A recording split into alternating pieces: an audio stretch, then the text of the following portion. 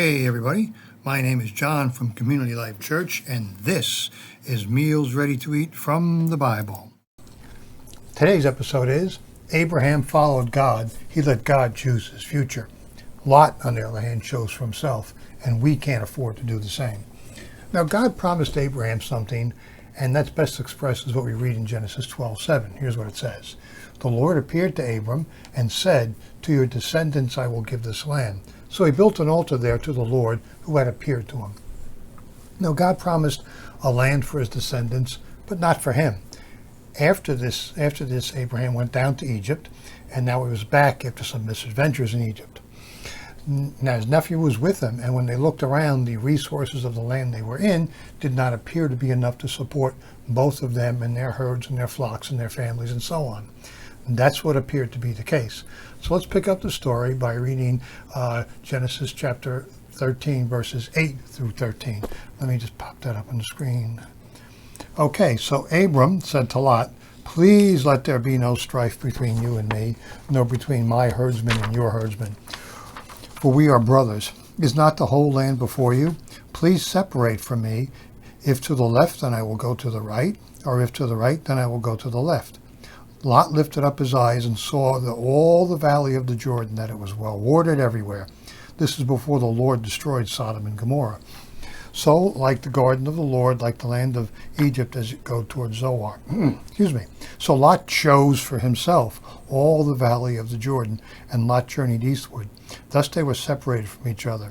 Abram settled in the land of Canaan, while Lot settled in the cities of the valley and moved his tents as far as Sodom. Now the men of Sodom were wicked exceedingly, and sinners against the Lord. So we see here that Abram wanted to end the bickering, that he wanted to stop the fighting, so he offered Lot a choice. You go and take what you want, and I'll go take the leftovers, so to speak. Abraham was content in that he knew that God had planned his future, that God had something better for him than what he saw right now. Lot, well, he didn't think that way. And let's see how that worked out for the two of them. Break this scripture down, see what's going on. Let there be no strife. Abraham, I keep switching between Abraham and Abram, wanted peace in his household. But he also was content in knowing that God had provided for him and would continue to provide for him. He had learned from his trip to Egypt during the famine that God would not abandon him. So Lot looked and saw what he thought was good, in contrast to what Abraham was doing. Lot, on the other hand, wanted what he could see right now. Always fall into that trap. He was captivated He was captivated by the land that appeared in front of him. It looked good, and he imagined himself living in peace and plenty, but he never gave a thought to what God was doing. He could have stayed with his uncle Abraham and had his future secure in God, but he had no vision of the future. The only thing that mattered to him was what he saw right in front of him. The land he saw was prosperous. It looked good. It had food, it had good land, and sometimes we see the way things are, and right now when we never think what is coming next or the consequences of the choices we might make. Nothing stays the way it is forever except God. Okay? Except God. When God starts a thing, it is completed. God blessed Abraham, and he was not going to stop blessing him. He was not going to change his mind. There's a contrast between the way we see things and the way God designs things. God had picked a land for Abraham, and it might not have looked as good as some of the other land, yet it was what God had for Abraham and his descendants. That's us. We cannot look at how things are right now and assume that that is all there will ever be. Lot did, Abraham did not. Lot was captivated by what he saw. He looked at this and he said, you know what? That's what I want. Those people down there are prosperous. They're doing great. I'm going to go down there. They look like they're having a lot of fun. So Lot picked the best for himself. Lot did not understand what God was doing. He was more interested in his own comfort and well-being right now. The right now was important. God was building a future and a people. That didn't interest Lot, or he didn't see it because he didn't look. Abram settled in the land of Canaan. That's where God told him to go. Lot did not.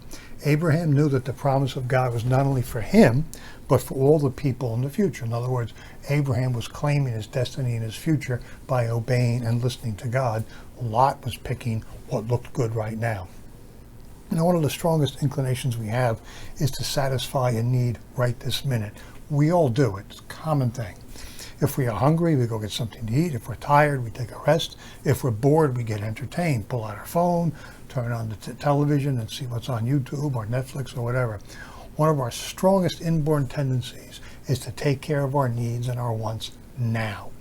But God's after bigger things than us. Just like he did with Abraham, he wants to use each of us to build a future for those that will follow us. We have to choose to live like Abraham or to live like Lot. Lot based his choice on what he could see right here, right now. Abraham based his choice on who he knew. God has a future for each of us.